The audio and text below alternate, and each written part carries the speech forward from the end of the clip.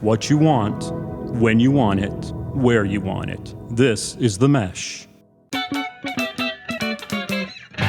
Footcandle Films. Film news and reviews from two guys who really like movies. This episode is brought to you by the Footcandle Film Society. For a schedule of upcoming screenings and membership information, visit the Society's website at www.footcandle.org. Hello, everyone, and welcome to Footcandle Films here on the Mesh.tv podcast network. My name is Alan Jackson. With me, Chris Fry, and we are with the Footcandle Film Society, the annual Footcandle Film Festival, and now co-host of Footcandle Films podcast here on the Mesh Network. Chris. Yes. How's it going? It's going well. Started my first film, which we will be reviewing back in the theater for 2026. This is my first return to the theater. So, interested to talk to you this about movie it. we're going to review. It is, as I'm looking at the calendar, it is January 19th. So you have not been in a movie theater for the first... Well, you've been in the movie theater once in the first 19 days of this calendar year. Correct. All the other movies I've just watched, like screening, critics links, and all that kind of stuff. So seen a lot of movies. Yeah, I was going to say you've but seen not a actually lot, but in not the actually theater. set foot in a theater. Correct. Until this one showing. That Now, we're gonna the review. last film that I think I saw in the theater has the wonderful... it was the new Avatar film. That was my last film of 2025. So, right, which yeah. I had you to give a one-sided review to Right. last week or 2 weeks ago. Something like that. Yeah. Yeah. Fuzzy. But okay, good. 2 weeks ago, because last week was Sentimental Value and then our top That's films. right. Yeah, That's so- right. My time is running together. So. Sure. All right. Great. Well, glad to have you come back out to the theater. We'll see if this was a worthwhile trip for you to make or not. As we review the film that Chris is alluding to, it is 28 years later, The Bone Temple. And that's kind of my thing now. I have to say, there's a colon in the title. It's 28 years later, The Bone Temple, because that is now here in the year of the 2020s. That's all the rage is to have a colon in your title. This is true. And obviously, this is the sequel to the film 28 Years Later that came out just last year. Filmed as part of a trilogy where there is a already planned and expected third film in this series. But we will be reviewing 28 Years Later, The Bone Temple, starring a Mr. Ray Fiennes and a Jack O'Connell, and directed by Nia DaCosta. We'll be discussing that here in a review in just a moment. After we have that review, we do have a few other things to cover, mainly talking about some trailers of some new films that are coming out in the very near future. We've got 3 in particular that we're going to play here on the show, on the podcast, and talk about them, give our feedback to the trailer immediately afterwards. And then we'll end up the show, as always, with Chris and his patented recommendations, a film recommendation from Chris of something he thinks might be worth our time to check out if we're looking for yet another film to add to our ever-expanding, never-decreasing watch list, such as mine. So, Fair enough. sound like a plan, Chris? Is that what Yes. we're doing? Yes. I Let's got do it. everything covered okay? I believe so. Yeah. Good. Well, then let's go right into our review, which is the film 28 Years Later, The Bone Temple. Trying to predict the future is a discouraging and hazardous occupation. In fact, it may not even exist at all. Oh, what is this I cannot see? Oh, I am death, none can excel. Many of the things we take for granted will one day pass away completely. I open the door of heaven and hell. After a hiatus of many years, a franchise was roused from its slumber with a new installment, the first installment in a new trilogy of films. It was a huge success. The second installment hit theaters. It was successful, but also divisive with audiences. I'm speaking now of the revival 28 Days Later, the zombie franchise, but of the Star Wars behemoth. 28 Years Later surprised me as being a truly great sequel. Alan, I believe you felt much the same as I recall our podcast review, if I recall it correctly, that we did of 28 Years Later. With this second installment in a trio of new zombie films in the world, originally imagined by director Danny Boyle and writer Alex Garland, do you feel it continued to build upon the world it created, or did it start to flounder and leave you worried about the third film that will be coming out? How do I answer that? No. Look, I like this world. Okay. I am happy to be spending more time in this world. I'm coming out positive on this film, although there are some caveats to it. There's some things I think people need to understand about this film, and I want to make sure are clear. Film, obviously we're very used to the idea of sequels. Yes. Sequels have been around for decades. Yeah. They're very popular. Yeah. So there's a little bit of understanding that, hey, you kind of need to have some good familiarity with the first parts of this series before you get into the sequel. A lot of times movies will try to give you a little leg up going into a film, like, hey, by the way, here's a little reminder of where we are, just so you're not coming in the sequel completely blind, in case you happen to be somebody who stumbles into the film not having seen the original. This film, and I think it's to its credit, I'm going to ultimately say I think it's a good thing, but man, it's a tough one for a lot of artists, and I think it's one of the reasons why at the box office it did not do very well at all. Is this is probably the most niche specific film I think I've seen, where not only is it a true continuation of a story from a year ago that, you cannot come into this movie without that background knowledge of what's gone on before and have, I don't think, any enjoyment out of this film. And two, it is a true continuation and expanding of this world that we're in. But it's almost like a TV episode of this series about this world. In other words, there's some interesting things that happen. I think there's some really interesting performances. There's some interesting scenes. There's some interesting messages being made. But ultimately, it does feel like it's just, let's just kind of keep pushing this universe forward just a little bit further. We're just going to take little baby steps with some of the characters and have some interesting plot machinations with some of those characters. So I'm positive on the film, but I do come back to saying it is a extremely niche film that you really have to, you kind of have to be in the right frame of mind and the right openness to really absorb and appreciate. And it did work for me, but I worry about it working for a lot of people. So I'm speaking to it both personal and from a broadly, like, what I think the rest of the movie going world may take away from this. Anyway, it's a very broad, nondescript review. But Chris, your thoughts on? And you didn't say whether years. you were interested in seeing a third. Oh yeah, no, I definitely am. Okay.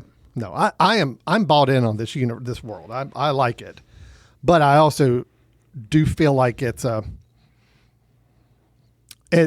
tough film. I'll just say that it's a tough film, both from a lot of different measures of, it's a very violent film, which again, I think that's not a surprise being in this franchise, in this world. That's fine, but it's just you got to come in with some pre knowledge, and you've also got to be willing to understand that you're not going to get a lot of zombie stuff, which I'm fine with. I was actually good with that, but I also think it's something that could hamper the movie a little bit with a general audience. So anyway, Chris, your thoughts on 28 years later, The Bone Temple? So franchises, it is a stumbling block for me in the general sense. The one that I'm usually most in the bag with had been the Star Wars stuff. But that's why kind of the setup was that way. But by the time we got to Revenge of the Sith, and I was just like, or not even Revenge of the Sith, that was the other trilogy that had been done. But this was, I can't remember the name of that one. You got Attack of the Clones, and then no. you're talking about Last Jedi, and then whatever. That's the Last Skywalker, something like that. Return of Skywalker, or whatever that. Oh, that's right. It's not the last. The last it was the Last Jedi, and then it was. What was the last one called? But are we forgetting the name of a freaking Star Wars movie? I hate that. Oh my gosh! Kind of brings the point. I love Star Wars. The Rise of Skywalker? Rise of Skywalker. And I've only seen that film maybe twice. Yeah. Which is really shocking considering how much. Okay, so, and then my love-hate relationship with the Marvel MCU, that's well documented. We've talked about. Okay, so 28 years later, and then now the Bone Temple. I was like, well, I guess we have to review this. It's something Danny Boyle's doing. When we did 28 Years Later, I was like, sure, I'll give it a shot. And I was like, oh my gosh, it wasn't just running around zombies. There was something there. Now, so I really liked it, as I said in the setup. So with the Bone Temple, I was like, okay, I know Nia DaCosta is stepping into the director's chair. It's still going to be written by Alex Garland, and Danny Boyle is coming back for the third installment that's been promised. But interesting that they bring in Nia DaCosta. And I was just thinking, okay, is this going to be simply a placeholder? What's the thinking on the trilogy? There was also a hint with even the first film, and now with this film, there was going to be a returning character. And I'll leave that there for now. But anyways, so I was nervous about this film because I'd really liked the one before. I didn't think, anything could be that rewarding with a franchise starting back up again. Very similar to actually the Alien films when Prometheus came out. I was like nuts about that. And then the one that came after that, I was like, woof. Yeah. The feelings we talked about Weapons on our last show and how I walked out of that theater and I'm like, I could immediately watch that again. That is absolutely how I felt about 20 Years Later, The Bone Temple. Cool. And I was surprised because, yeah, you're right. It's not, yes, there are some zombies in it, but that's not what this really is. This is really concerned with the character of Dr. Kelson that was set up in 28 Years Later. And at the very Played end... by Ray Fiennes. Played by Ray Fiennes. And at the very end of that film, you had the character Jimmy Crystal, which you kind of mentioned the actor, Jack O'Connell. Yeah. And you had him. And that was, if there was a stumbling block with me with that for 28 Years Later, that was it. Because I was like, I really liked the film. And then I was like, man, it felt like a Kill Bill thing with people in tracksuits. And I was like, that was just really odd. And, I really liked the film and the way Spike, a young boy, kind of Alfie Williams kind of goes off by himself and is trying to find his way in the zombie. I was like, cool. And that, for me, that's kind of where I wanted the film to end. And then they put that coda on there. I was like, do what? And it was very jarring. The opening scene of the Bone Temple, there's that opening face-off in an abandoned swimming pool. Jimmy is sitting on a throne, and you see Alfie Williams, and he's surrounded by the track jumpsuit people. And it's like, okay, this is literally picking right. Pretty shortly after. And it's like, okay, they are picking right up. Now, I hear what you're saying. General audiences who maybe haven't seen any of the other films, or, it's only been a year, but still they'll be like, okay, what's going on? If they want to just see a purely zombie film, I can see it's not doing itself any favors because it's really relying on the audience to know exactly what's going on. And I cheated because I rewatched, it's on Netflix. I rewatched 28 Years Later before, just because I was like, okay, I just want to make sure and I think I probably would have been okay. No, but you would have been, it's okay. I think the reason the film still works is because that previous film was just a year ago. Right. It wasn't 12 years ago, or some of these, sequels have been lately, or even 3 or 4 on a more standard rotation. So the fact that it's a fairly recent film, it works. It's just, I just get nervous about a film, and I'm thinking about a film from hey, how successful is this going to connect with an audience? It does rely on audience awareness and knowledge, from minute one of this film.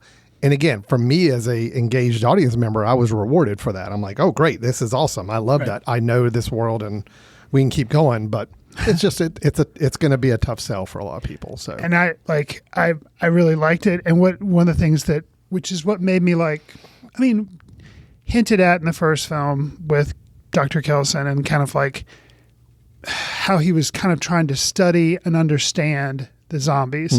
And that continues in this, and that kind of becomes there for me 2 basic themes. There was him trying to explore, discover what it meant to be a zombie, how they could possibly coexist, or there's just interesting things. I really liked that part of the film. Yes. And then there is the whole Jimmy Crystalness of it all, which I really like that. And the ultimate payoff when there's some scenes of Jimmy and Dr. Kelson like having this monologue. Yeah. And it was just very, and then like the resolution of that is just very interesting, very bizarre, but it totally, totally worked for me. And I can see how some people would be like, oh, that's just ridiculous, whatever, it doesn't make sense.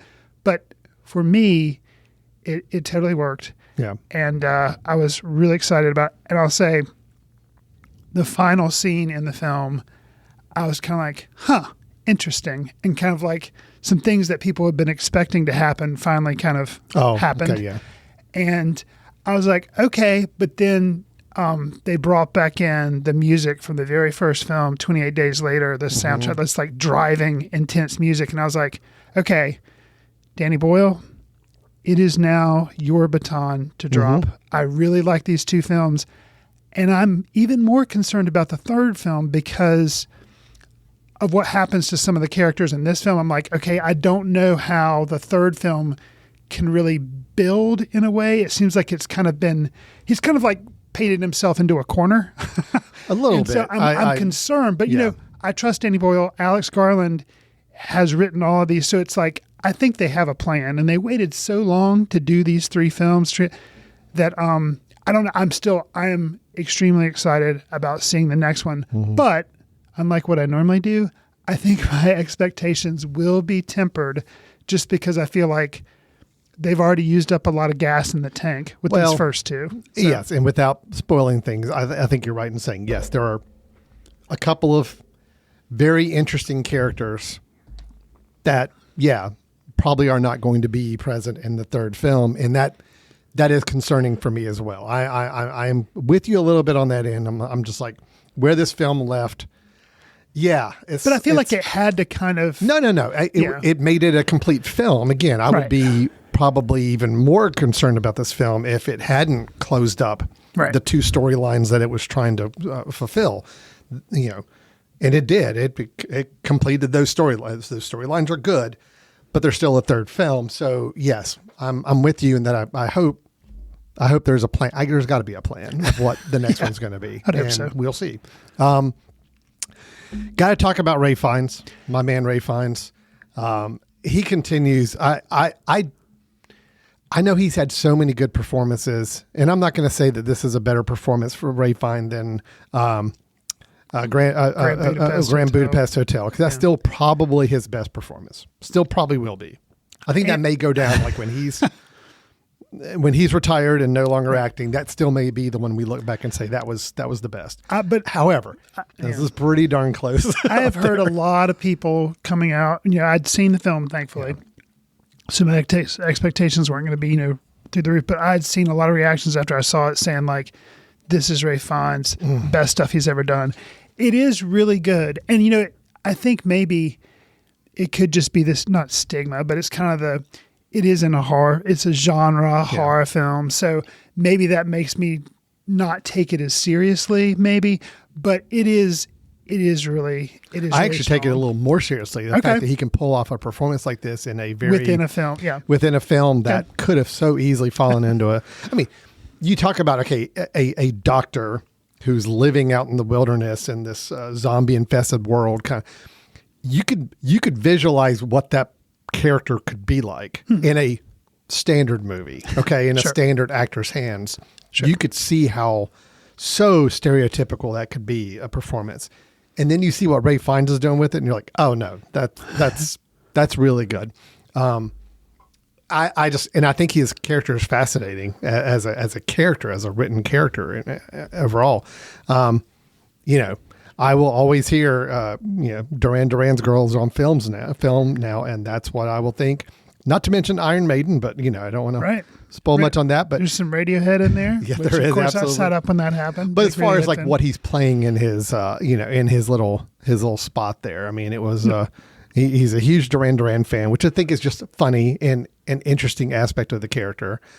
You get just enough of a glimpse of understanding who he was before that helps build his character, but it's not. I love the fact that we don't have any kind of flashbacks to like what he was like 20 years, 30 years ago. I mean, we see a couple photographs and maybe some mentions of things, but that's it. And Right. it's like, I love the fact that we only know this character in this world where we see him now.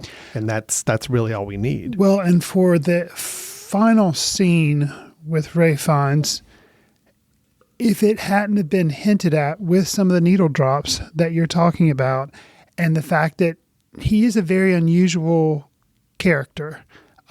He plays this, rock music and kind of dances around, and at some point dances with others. And it's like, okay, but there's like, it hints at some theatricality and stuff that, which if that hadn't, and you just kind of take it as like, yeah, this guy's by himself. He's building temples out of bones. Like, okay. And he's trying to maybe study things. And it's like, okay, but yeah, this is what he has to kind of do to escape maybe. But you don't really, but then the end, it all kind of comes together and he does a performance, I'll say, that is just, I mean, it's just amazing. It is really just amazing with it. And like you talk, as a moviegoer, you and I see lots of films, and a lot of times it's like, we'll like a film, but we're like, well, I wish maybe things hadn't been quite as telegraphed or hadn't been able to predict where it was going. And like, I had no idea what was going to be happening minute to minute. So, it really left me in a very satisfying place, and I couldn't have appreciated it more. So, yeah. Great. Good. I think you ultimately came out, I mean, I liked it. I did like it quite a bit, and I am anxious for the third one. I think you came out on it a little more enthusiastically positive than I did. It's all good. We're both positive on the film. I think my only takeaway with it is there is a little bit of a sense of feeling with me that it is more of it's the middle chapter in trilogies. It's the moving the chess pieces a little bit more forward and maybe not having as much to say as I felt like the first film did, the previous one.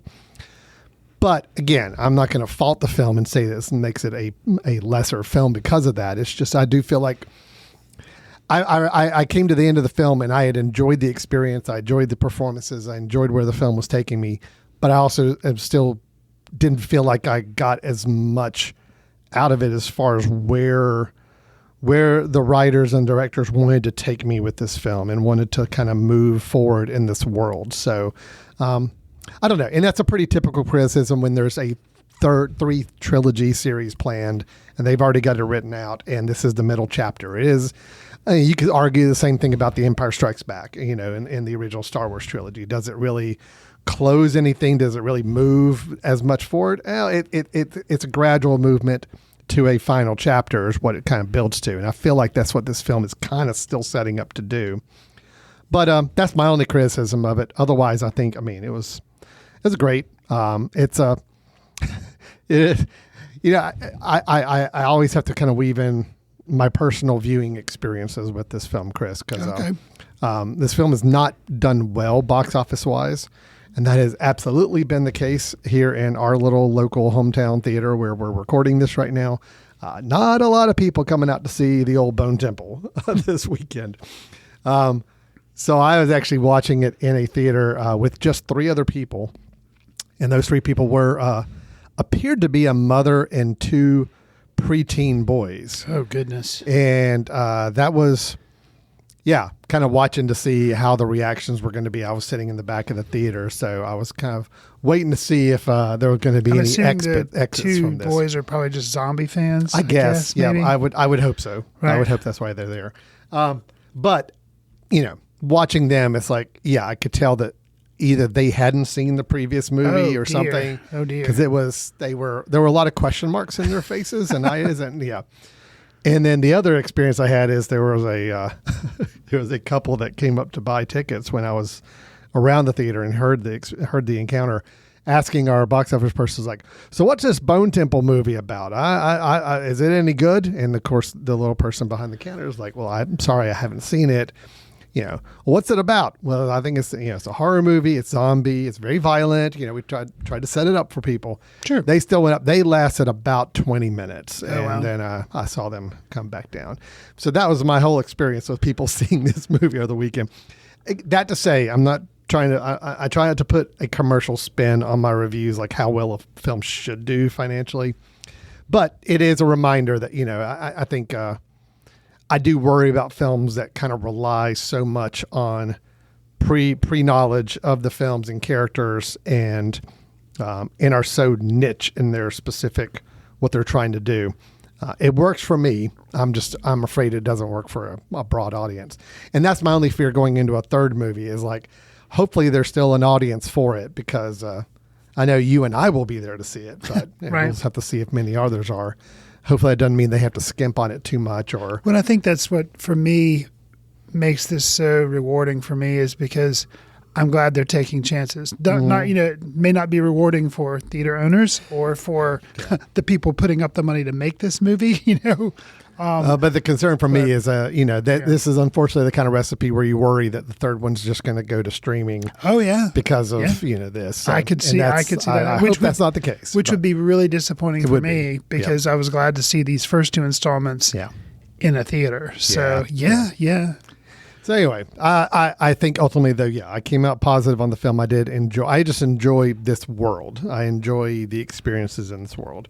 I'd probably have to say I enjoyed the Doctor and Samson dynamic storyline probably more than the Jimmy storyline, even though they do convene by the end, and it makes sense why they convene. But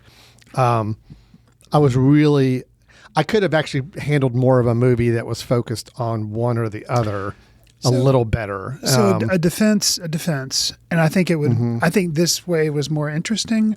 So in the first film, well, not first film, but 28 years later, first of the new trilogy, it was kind of, the world was still very wide. They were still a lot of wide, and they added some new elements with the alphas, and they added a new element with Jimmy, Crystal, and then this film they chose to kind of zero in on that focus. Yeah. And it said, this is going to be about Jimmy Crystal and Dr. Kelson, and kind of the two ways they are handling this zombie apocalypse. Yes. Okay. One person is studying it. He's a remote. He's trying to, and the other person is becoming this he's trying to psychotic killer. He's trying to capitalize basically. on it. Right. He's trying to, just bend everyone to his will and become like a megalomaniac guy. Just, crazy. And so the parallel there between these zombies, which kind of can't help the way they are, and this person that is choosing to go around and wreak havoc and kill. So, it was a very interesting, I think, a more daring approach, and I appreciate it. But I hope that the next film will be successful. And I it's curious to me too. 28 years later, it did okay, right? Yeah. Mm-hmm. Okay. Yeah. So it's interesting to me. Like, it'd be one thing if this was just called The Bone Temple, and it came out and people were like, "Oh, it's a Bone Temple, it's a zombie movie," but it does have 28 years later : The Bone Temple. So it's kind of like, if you haven't seen this, so that's kind of a disconnect for me. But I know some people just are like, show up to a theater and they're like, I want to see a new movie. Yeah. And so I think there's a little bit, and I think that the title is actually playing two ways where it's hurting it. One, it is, it automatically assumes, okay, well, it is a continuation of this previous movie. If you didn't see the previous movie, you probably don't need to see this. That's one way people could read it. Right. The second one is that some people, I think they've already seen it. Because the other one only came out, it was less than a year ago. And the imagery is very similar. Yeah. So it's like, all right, I guarantee you, one task I have not figured out how to relegate yet to people is putting up the marquee letters. Okay. That's still my deal on the theater right now. I'm trying desperately to find somebody else to do it for me because I don't like doing it. Okay. But I was so tempted to just put up the words 28 years later because I don't have enough room on a row to do the entire title. So I had to find a creative way to get it crammed in there. And at one point I'm thinking, well, I should just put 28 years later. And then I'm like, no, but if I do that, it's like, that's almost like you're copying into the whole thing of people think they've already seen it. Right. And it's like they don't realize it's a new movie. So anyway, I think there was some challenges with the format, structure, and marketing of this film in general. And the fact that it's such a niche specific film. Right. This is the sequel to a film that was a long gestating sequel to a series of previous two films. It's like, it's a branch off of a branch. It is a very, very specific film. So yeah. it's, Yeah, I know I feel like I've spent more time reviewing the film from a marketing and commercial perspective, but I do think that does have some impact on how you view and see the film when you see it. So anyway, I still liked it though. Okay. I did as well. It sounds like a little more than you, but Yeah, you did. I didn't come out quite as enthusiastic, but I did enjoy it, and I am looking forward to the next one and anxious to see how they wrap this whole thing up. Yeah, it'll be interesting. So I don't see a year for 28 Years Later, Part 3. But it'll be interesting to see what they do title-wise, if they maybe have learned a lesson from this one. Or Yeah, but I think they're going to still use the 28 years later colon. Wouldn't surprise me. Yeah, I think that's still going to be the direction to go. It's just they got to really work to make sure they help people understand that this is this is a whole new thing. Sure. So we'll see. Okay, that is 28 Years Later, The Bone Temple. Out in theaters, but I would hustle up and see it now if you're going to see it in the theaters, because I don't feel like it's going to be around too terribly long. But both Chris and I are saying yes. If you liked the previous one, for sure, yes, absolutely. This is a really, really good film to follow that one up. If you did not see or did not like the first one, probably not your thing. So I would just want to wait for a chance to kind of marathon them all at one time when they all come out. So, all right, Chris, let's take a quick little break. We come back. We're going to play some trailers, 3 trailers in particular of new films that will be coming out in the coming months that we can give our reactions to and analyze for you. And then Chris will also have his recommendation of a film for this episode as well. So stay tuned. You're listening to Foot Candle Films. We'll be right back. Want to discover great podcasts or maybe even start one of your own? Welcome to The Mesh, Western North Carolina's podcast network built for creators and listeners alike. From local sports and business to comedy and culture, The Mesh is home to unique voices and fresh perspectives. Do you have something you want to say? The Mesh can help you bring your podcast to life with the tools, support, and platform you need to be heard. Check us out at themesh.tv, where great podcasts live and new ones are born.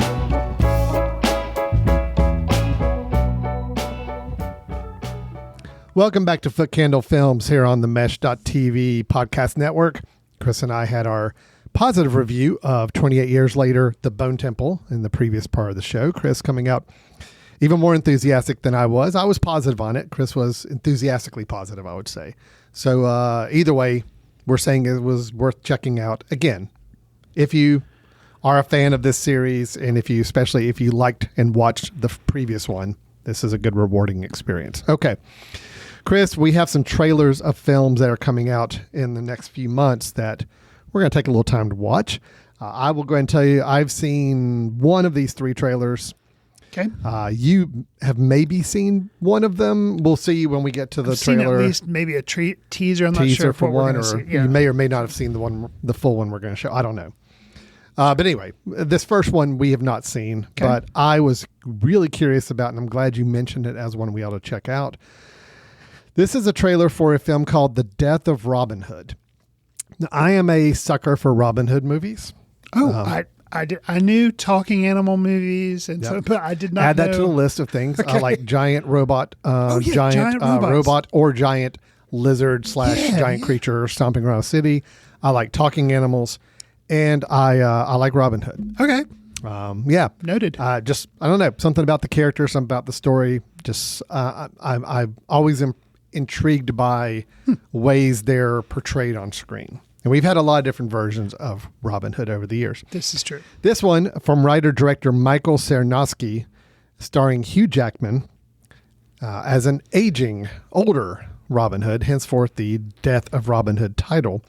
But we also have Jodie Comer, Bill Skarsgård, and Noah Jupe in the Death of Robin Hood. So Chris, I don't know much about this. It is an A24 film, so right away, I think we can go ahead and assume it's probably not going to be this gigantic, swashbuckling, big action spectacle movie like the last. I think the last Robin Hood version we had.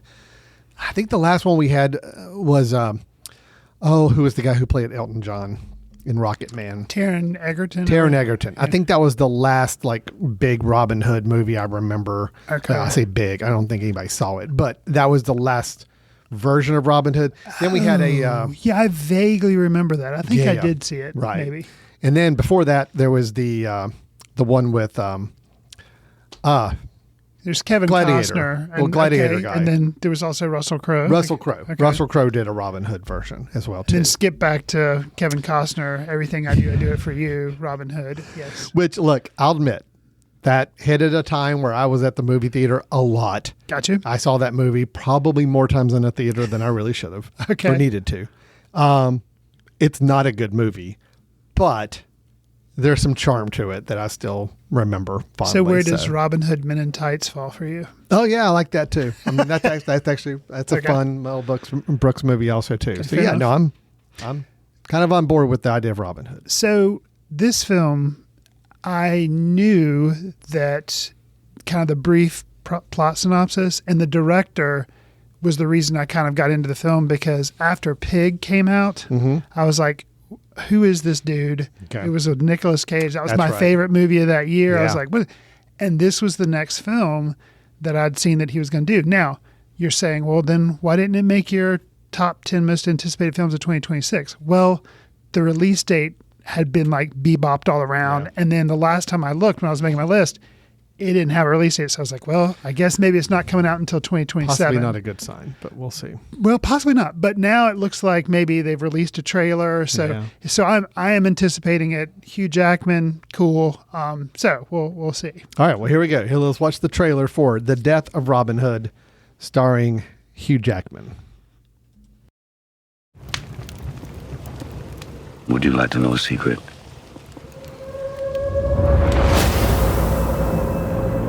People speak of Robin Hood, tell his stories. They're all lies. He was not a hero. You were a murderous brigand. We were monsters. I am the outlaw.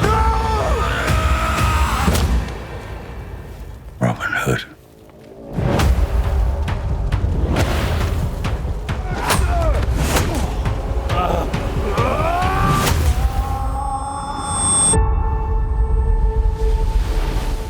Grå sæten, blå med, den springer Okay, that is the official trailer for The Death of Robin Hood. Will this be Alan's next favorite Robin Hood movie? I mean, based on the trailer, yes, I'm looking forward to it. I'm excited. This is, to be that guy that tries to equate a movie to another movie, compare it. This is like the Unforgiven storyline with Robin Hood. Sure. Which, Or to dumb it down, this is like the Maleficent Robin Hood version, where you take Maleficent and it's an evil figure and you show how she's good. This is taking a good figure and saying, oh, maybe he wasn't as good as we thought he was. kind of twisting on the legend, but then also kind of a later in life, older stage, kind of coming to terms with what he's done in previous. Right. And I get the impression there's a young girl that has some trouble. He has to right some wrongs, and it's kind of him pulling the bow back out. And, I can already see where the story's going, but it doesn't make me less interested in wanting to see how it's played out and how it's shown. So the cast too. I mean, we mentioned Hugh Jackman. You got Bill Skarsgård. You got Jodie Comer, who was actually in 28 Years Later. That's right. She was. So yeah. she, it's looks like a great cast. Yeah. I like the writer director. So if there's one, we do it to ourselves. I think maybe the trailer gave away a little bit too much. No, it does. It does. I mean, I think I just told you the plot of the film I picked up just from the trailer. Right. So then now movie, okay, if you're going to release a 2.5 minute trailer that's going to basically tell us a story, okay, now your job is make it worthwhile for us. Like if we know the story, then don't rely on us expecting to learn the story when we watch the movie. Give us something good for it. So you've given us the bones. Now put some meat on the bones. Some meat on the bones it and make it satisfying. work. Yeah. No, you're right. As soon as I finished the trailer, I'm like, yeah, too much, too much. We'll see if that's the case with our next two trailers as well. But Death of Robin Hood, I don't have a date. Oh, that. Yeah, that's right. They didn't flash up a date. No, did it they? just says coming soon. Everything in the description just says coming soon. Okay. So no, Well, maybe no it clear could be date a bad yet. sign. because you're saying like when they keep moving dates, it could be bad. Or maybe they're trying to say, do we want to release this Oscar season 2026? So they're trying to hold on to it, or do we want to make it a summer movie? Like who knows? I'll hold out hope. I'm just looking to see if maybe there's in another source if there might be a date somewhere. No, just 2026 is all it says. So okay, all right. Let's change gears a little bit. Go with something very different. Okay, style wise. This is a film from Neon Pictures, and it is a title. The title is Nirvana, the band, the show, the movie. For those of you obviously listening on audio, which is all of you, Nirvana is spelled with 2 N's. So just a slight difference from the band name Nirvana that you may be familiar with. And again, that is intentional. So this is a film coming out. I don't have a date for this one either. Oh, February 13th. So it's coming out here just pretty soon. I'm just going to give the one little tagline and then we'll watch the trailer. When they're planning to book a show at the Rivoli goes horribly wrong, Matt and Jay accidentally travel back to the year 2008. That's all we need to know. So, Chris, you want to check out this trailer? Yes. See if it's the same one you've already seen or not. Yeah, I may have seen a teaser, or maybe I've seen this trailer. Not sure. All right, let's check it out and see what we think of this film, Nirvana, the band, the show, the movie. Watch out! Watch out! What's going on here? It's just, well, this is actually kind of hard to explain. Time machine plan. This is going to be the last plan you and I ever have to do. And as far as I'm concerned, Nirvana the band is playing the Rivoli tonight. We have the RV, deck it out like the DeLorean. Ah! So it's a full-time machine. Okay, watch this. Hold on to your butts.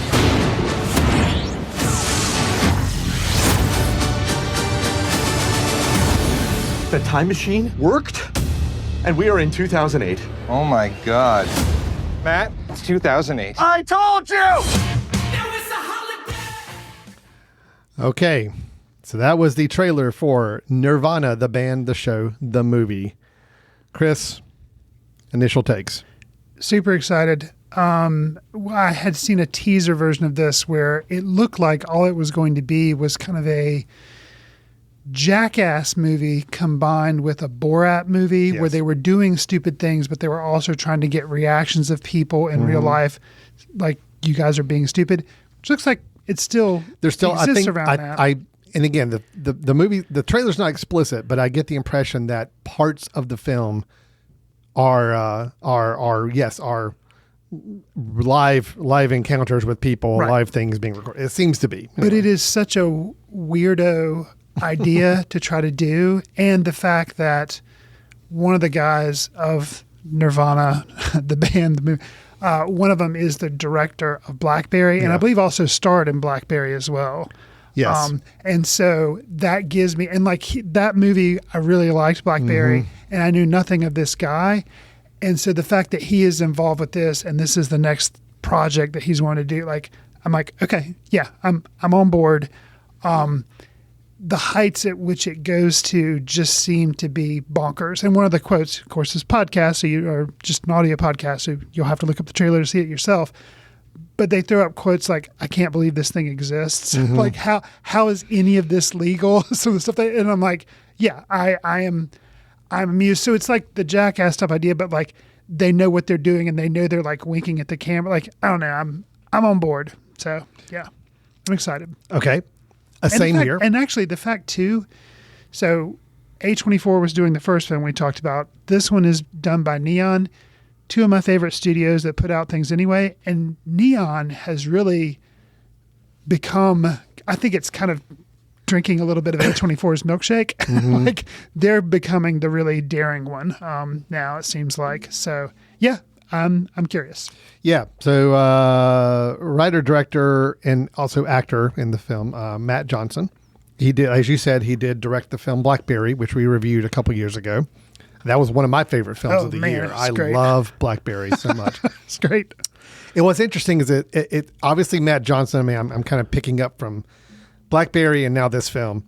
You know, he seems to be a knack for kind of capturing real life situations, events, things that we know, but yet putting a more human or comical or behind the scenes view to it. I mean, I think that's why Blackberry works so well. It's like, yeah, he's telling a true story, but he was adding so much interest on the back end with the characters and the dynamics at play that it just made it such an entertaining movie, even though it technically was a quote biopic, if you could call it a biopic on a phone. Right. So we got a little bit of the same from what I see with Nirvana, the band, the show, the movie. Now, Nirvana, the band, the show was an actual TV show that Matt Johnson directed, starring these two same people. Okay. They had 16 episodes back in 2017, 2018. And I do not want to see them. I was going to say, I don't think that should be any required viewing beforehand.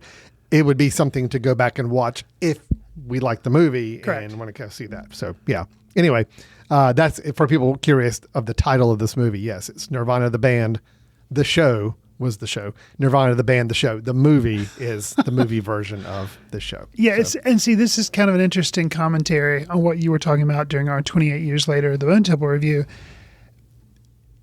I don't want to know any of the previous stuff because I'm afraid it may detract from my enjoyment of the film because I'll know too many of the gags. I'll be like, yeah, they've kind of done this before, but I really hope it's successful. It might be very niche, but it might be the niche that I'm all over. So, but I'm also hoping it doesn't rely on any past experience or knowledge of these. I can't imagine it would be because it's not like this was a big popular show that everybody knew about. That people were clamoring for them to do more. It's got to be independent standalone, but it's got to be rewarding to those who know the show, but not essential for people to see the show. Right. That's the idea of a good movie, I think, to make it work.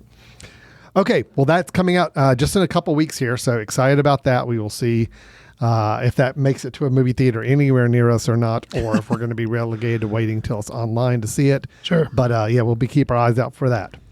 All right, last one I want to share with you is a film called The Drama. This one is from writer-director Christopher Borgli. Yeah, Christopher Borgli. And it stars Zendaya and Robert Pattinson. I've heard of both those people. Haven't really heard of the director, I don't think. Right. I'm going to do a little quick look up on them and see what we can learn there. But this has got a release date of April 3rd. Okay. I don't even have a tagline to share of this handy. So let's just watch the trailer and we'll see what we've got. This is The Drama from A24 with Zendaya and Robert Pattinson. Am I sensing some nerves? A little camera shy? Let's do a little warm-up so we're feeling revved up and comfortable for your wedding day. Yeah? All right, let's try it. Let's do a little warm-up. Up on our feet. All right, Charlie, move a little closer to your bride-to-be. There we go. What's your favorite thing about Emma? She's beautiful, funny. This is very serious. And she has the best laugh. Okay, good. Emma. I love that he's caring, understanding, and open-minded. That's good. Okay, so hold on to those thoughts. Don't forget to smile.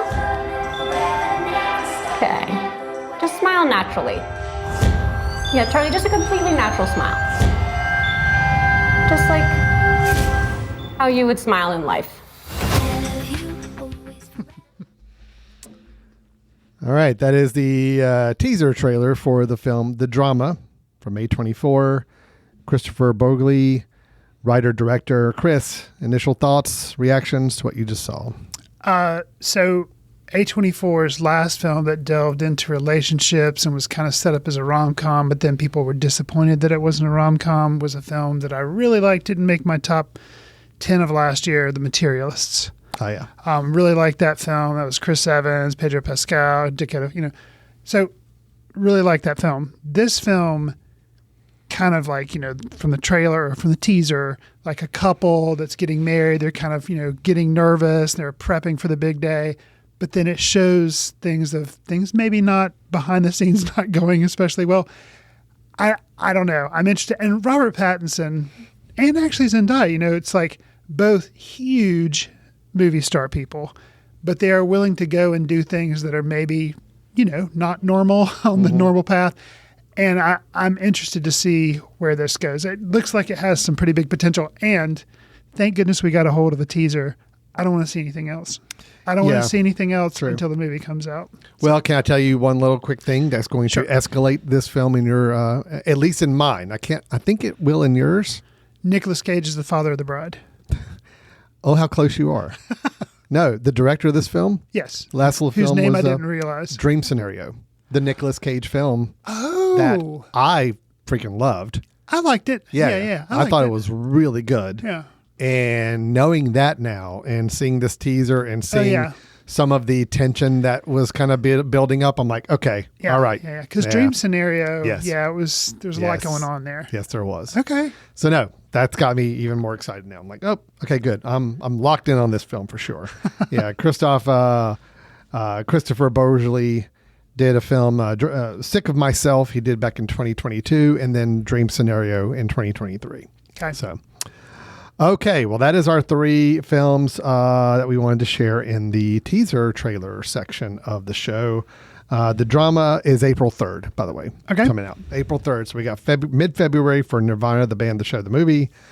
April 3rd for the drama, and then unknown date for Death of Robin Hood yet. But we'll keep our ears open. Which could be a warning sign. Could be. Yeah. Could be. All right, Chris. That's our news section. That is our upcoming films teaser section. So let's move on to a film that's already come out that you're going to recommend to us. So what do you have as a recommendation this week for a film for us to check out? So breathe a sigh of relief, Alan. You have already seen this film. Oh, good. Well, add to my list then. 23 years ago, 28 Days Later came out. Mm-hmm. I went and revisited 28 Days Later because of events that were shown in 28 Years Later, The Bone Temple. I was curious about things, and I just really wanted to go back and revisit this film. And I'm glad I did. It offers such an interesting, kind of in a way comparing the Star Wars franchise. You know, George Lucas made Star Wars, and it was like, you know, A New Hope. And it was like, okay, here's this thing. What it went on to become, you know, the universe grew. It was vastly different. But you still have to go back and look at A New Hope and be like, you know what? It's pretty impressive that he's like, okay, I'm just going to cram all this stuff in here, do the best I can, and you know, we'll see what happens. And well, it was successful. 28 Days Later, really impressive. And I remember at the time, people complained, some people still do now, a lot of it was shot on like VHS kind of cameras, and the footage was, you know, kind of cruddy and like complete opposite of like really pristine digital stuff. And the subsequent films don't really take that into account. There are a lot of it's, you know, pristine. Some of the, I think 28 Years Later, they did do some of the zombie stuff on iPhones, I think. Yeah. But in general, just like the look of this film is really different. And I just remember too, I think it was the first film to use fast-running zombies. You know, zombies have been around forever, like Night of the Living Dead and all that kind of stuff. But fast-running zombies, really freaky. And the time it takes setting up with Cillian Murphy's character, Jim, wandering through the streets of London and like just showing this vast wasteland. And it takes a little bit before you see your first zombies. And then how it actually has some chapters with people it meets. I'd totally forgotten Brendan Gleeson was in this. And that's right. And man, he plays, I think, Frank. And he is so good. And like, you know, Brendan Gleeson in a zombie movie, you're like, what? You know? Yeah. But God, it's really good. So if you're listening to the podcast and you like heard our other reviews, you've probably seen 28 Days Later. But I think it's worth a rewatch just to kind of revisit how this movie kind of launched this franchise and how it kind of started this whole movement around kind of zombies are cool again. But it's 28 Days Later for the foreseeable until the end of January. It's on Netflix, but after that, I'm sure it'll be on other streaming services, or you can rent it, get a copy of it at your local library. But 28 Days Later, I say it's worth a revisit probably because you've likely already seen it. But if you haven't, you know, check it out. So. All right. Good recommendation. A nice tie-in with our review earlier in the show. So very nice. All right, Chris. Well, I think we are wrapped up for today. 28 Years Later, The Bone Temple. Then our teasers and trailers of Death of Robin Hood, Nirvana, the band, the show, the movie, and drama. And then your recommendation of 28 Days Later. So, Chris, if anybody has any feedback or thoughts, questions, or anything they want to join in a conversation with us about, how can they do so? You can send an email to info@footcandle.org. You can leave a voicemail via the contact page on the mesh.tv website. You may also choose to follow us on Facebook at Foot Candle Film Society, Instagram, Threads, Blue Sky, and Twitter. You can just do Foot Candle Film. Al and I are also on Letterboxd, where we try to track what we're seeing and leave quick takes. You can follow us on there as well. Do us a favor. If you like the podcast, consider giving us a star rating, write a review, or share with friends or whatever service you receive your favorite podcasts on, because it could help us reach new listeners, which we'd appreciate. All right. And with that, we're going to wrap up this show. Thanks, everybody, for listening. We'll look forward to talking to you next time. Take care until then. See you in the ticket line.